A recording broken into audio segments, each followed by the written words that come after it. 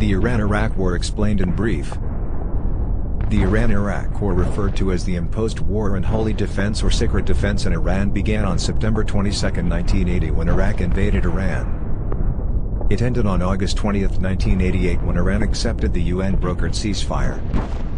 Iraq wanted to replace Iran as the dominant Persian Gulf state and was worried the 1979 Iranian Revolution would lead Iraq's Shia majority to rebel against the Ba'athist government. The war also followed a long history of border disputes, and Iraq planned to annex the oil-rich Khuzestan province and the east bank of the Shatt al-Arab Arvandrud. Although Iraq hoped to take advantage of Iran's post-revolutionary chaos, it made limited progress and was quickly repelled. Iran regained virtually all lost territory by June 1982. For the next 5 years, Iran was on the offensive until Iraq took back the initiative in 1988, and whose major offensives led to the final conclusion of the war.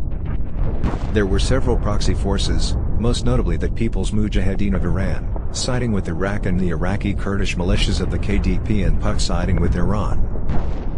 The United States, Britain, the Soviet Union, France, and most Arab countries provided political and logistic support for Iraq, while Iran was largely isolated.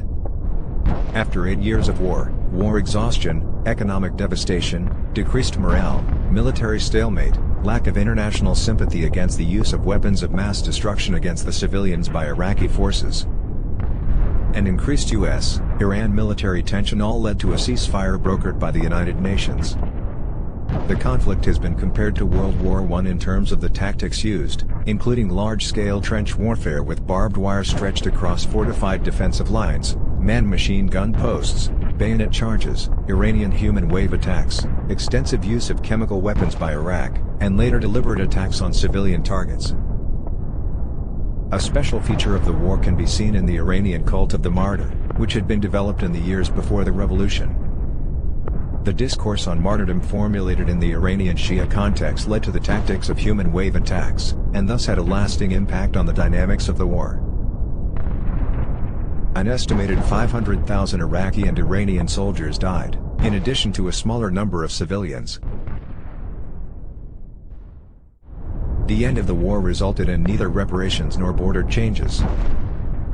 If you like our video, please like, share and subscribe to our channel for more videos like this.